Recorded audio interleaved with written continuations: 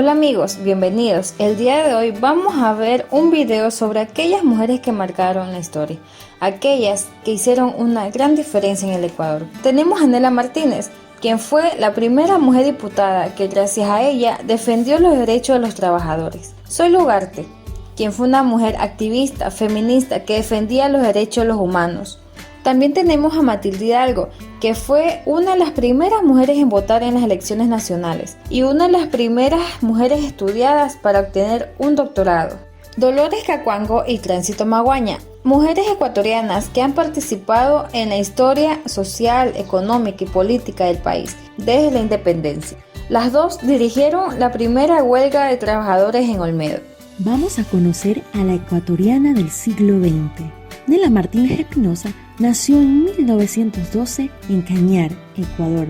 Fue escritora, defensora de los derechos indígenas y sindicales y revolucionaria ecuatoriana. Creció en Cañar, en una hacienda que le pertenecía a sus padres, y desde muy niña tuvo una gran afición a la escritura. En su adolescencia ingresó al Partido Comunista y con el tiempo llegó a dirigir dicha agrupación política. Participó activamente en la insurrección de mayo de 1944 llamada La Gloriosa, derrocando al dictador Carlos Arroyo del Río. Por su destacado rol, Nela fue nombrada la primera diputada del país. Con tesón y energía participó y lideró creación de sindicatos y federaciones de distintas índoles, como la Unión Revolucionaria de Mujeres Ecuatorianas, la Alianza Femenina Ecuatoriana, el Sindicato Confederación de Trabajadores del Ecuador. Estuvo siempre acompañada de la valerosa indígena Dolores Cacuango, con la cual organizó la Federación Ecuatoriana de Indios, que fue la primera organización indígena del Ecuador.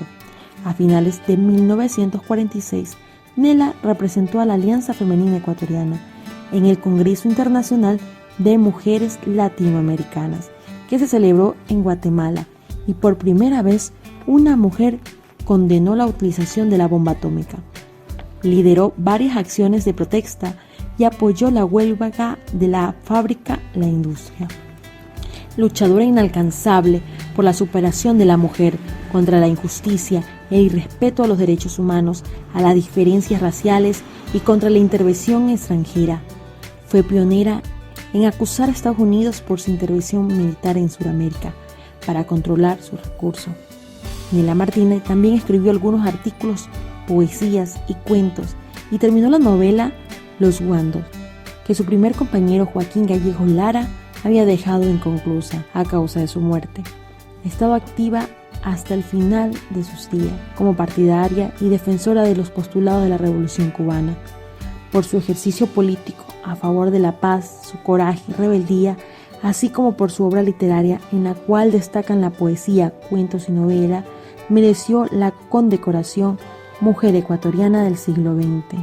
Nela Martínez murió en el 2004 en La Habana a los 92 años.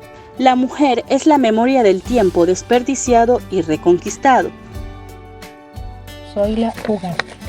Nace y crece en El Guabo, El Oro, en 1868, en una familia numerosa y acomodada.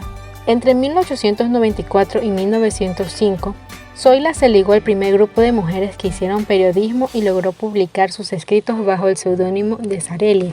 Asimismo, entabló amistad con escritores y artistas guayaquileños. Fundó la revista Mujer con la intención de dar espacio a mujeres literatas. Sin embargo, la iniciativa solo alcanzó 6 números.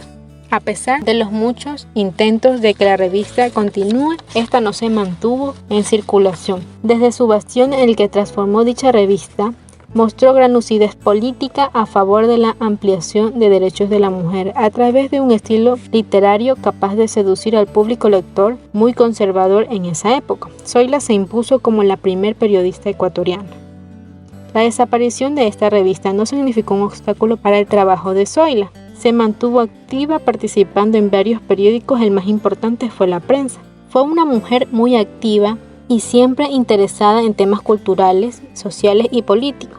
Fue a la Escuela de Bellas Artes en Quito, donde siempre se destacó en todas sus actividades. En esta época escribió ensayos y artículos sobre estética y arte que fueron publicados en la revista Espejo y la revista Bellas Artes, ambas de la capital.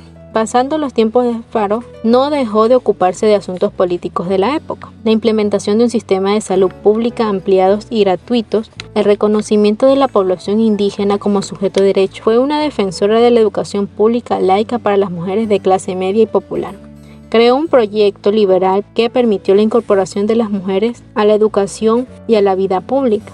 En este marco fueron mujeres como Zoila quienes con su lucha proclamaron su lugar como ciudadanas y personas a través de la escritura. Exigieron un país que se construya desde ellas y para ellas. Y, por supuesto, la lucha por el reconocimiento de las mujeres como ciudadanas en pleno derecho. Ya en Quito fue directora de la Biblioteca Nacional ubicada en la ciudad como parte de un comité auxiliar de señores del Congreso Científico Panamericano. Fiel defensora de la educación pública, fue profesora de lengua y literatura de los colegios laicos de mujeres, Manuela Cañizares y Fernández Madrid. En este último, con su participación directa nació la revista Alas. Queda claro que incluso en sus últimos años de vida, Zoila estuvo ligada a las letras y a los círculos culturales e intelectuales del Ecuador. Sin claudicar en su lucha por la emancipación de las mujeres, murió en 1968 a los 101 años de edad. La ignorancia no es garantía de felicidad. Aunque lo digan, no nos convenceremos jamás de que la mujer instruida sea incapaz de virtudes domésticas. Imposible nos parece que quien tiene actitudes para comprender lo abstracto no puede ejercer cualquier oficio de aquellos que no requieren más talento que un poco de voluntad.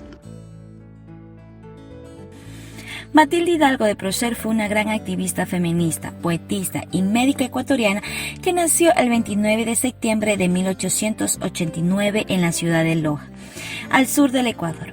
Ella fue una de las figuras emblemáticas más destacadas de la época. Matilde era la menor de 6 hermanos, hija del matrimonio Hidalgo Navarro.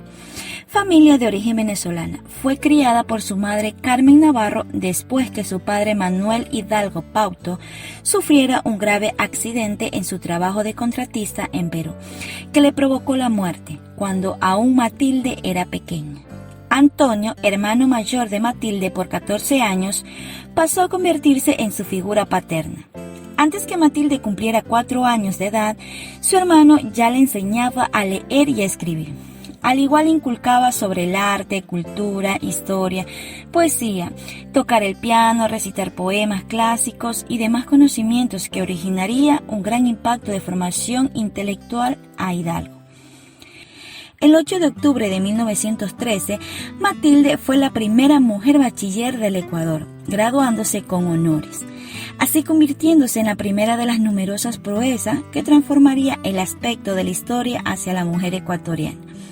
En 1914, Matilde decidió continuar con sus estudios en la Universidad Central del Ecuador, Quito, donde la matrícula le fue negada por ser simplemente mujer. Este suceso no fue un impedimento para Matilde, más bien hizo que ella tomara la decisión de viajar a la ciudad de Cuenca, donde se inscribió en la Universidad de la Azuay en la Facultad de Medicina. El 19 de julio de 1919, Matilde se convirtió en la primera licenciada en medicina.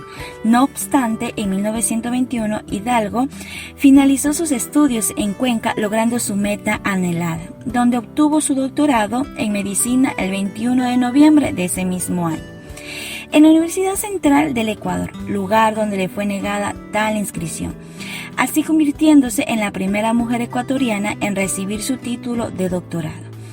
En 1992, Matilde viaja hacia Guayaquil y consigue trabajo en el Hospital General. Después de un año, Matilde conoce un gran abogado, Fernando Prócer, que se casó con él y durante el matrimonio procrearon 2 hijos. Hidalgo era una mujer con muchas pretensiones. Una de las más importantes o primordial fue la lucha por la igualdad. Tanto así fue su perseverancia que la llevó a inclinarse a otros límites sociales que se le habían impuesto a las mujeres. Durante la presidencia de José Luis Tamayo, Hidalgo anuncia su pretensión de sufragar en las elecciones presidenciales, algo que estaba prohibido para las mujeres en esa época. En 1924 se acercó a inscribirse en los registros electorales del Cantón Machala para participar en los próximos comicios de senadores y diputados, siendo la única mujer en intentarlo. En un primer momento, la Junta Electoral le impidieron la inserción, alegando que era mujer. Hidalgo inmediatamente indicó a esta negación leyendo delante de los miembros de la audiencia electoral, especificando el artículo de la Constitución ecuatoriana que regulaba el derecho al voto, induciendo que para ser ciudadano ecuatoriano y poder ejercer el derecho al voto, el único requisito era ser mayor de 21 años y saber leer y escribir. Hidalgo recalcó que en dicho artículo no se especificaba el género de la persona. Por lo tanto, una mujer tenía el mismo derecho que los hombres. Su solicitud fue llevada al Consejo de Estado y aceptada por unanimidad. Gracias al empeño y esfuerzo de Matilde, logró ejercer su derecho al sufragio el 9 de junio de 1924 en Loja, nuevamente convirtiéndose en la primera mujer en el Ecuador y en el primer país hispanoamericano en permitir que durante la presidencia de José Luis Tamayo se accediera al voto femenino. Así, por extensión, quedó aprobado el sufragio por todas las mujeres del país.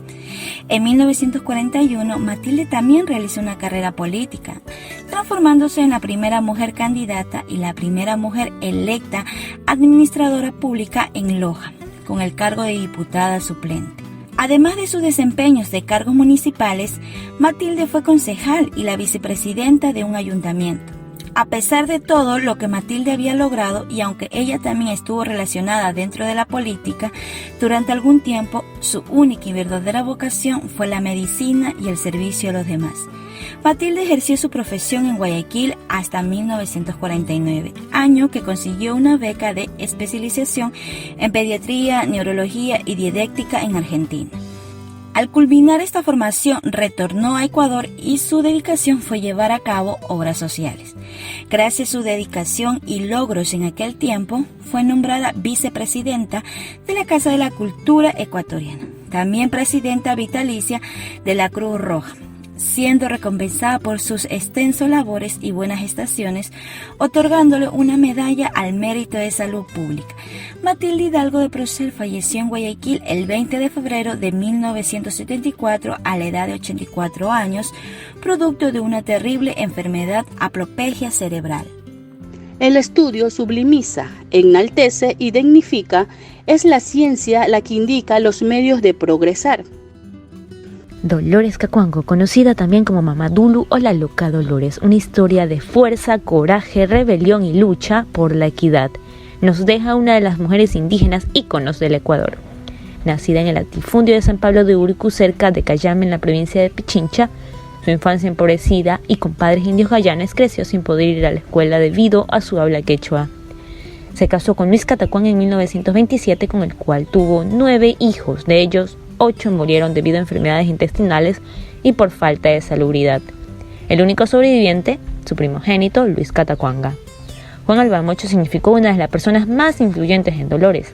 Este se disfrazaba de mendigo y se sentaba en las afueras de los despachos de abogados a escuchar sus conversaciones. Aquí es donde se entera que los indios sí tenían derechos. Regresa a Cayambe gritándole hace saber, sí ha habido ley para los indios.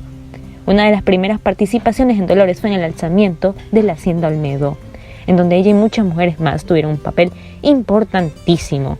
Participan en la multitudinaria Marcha a Quito para exigir mejoras en los pagos y reducción de horarios laborales. A raíz de esto se forman los primeros sindicatos indígenas Tierra Libre, Pan y Tierra y Moyurco y La Chimba. Jesús Gualavici, con la ayuda de Dolores y los nuevos líderes del Partido Socialista, organizan el primer Congreso Indígena del Ecuador. Es evitado por aquel entonces presidente Isidro Ayora, quienes queman sus chozas y dejan a Dolores y a su familia desamparados.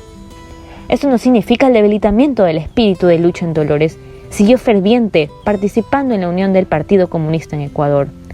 También participa en la campaña del doctor Ricardo Paredes en 1934.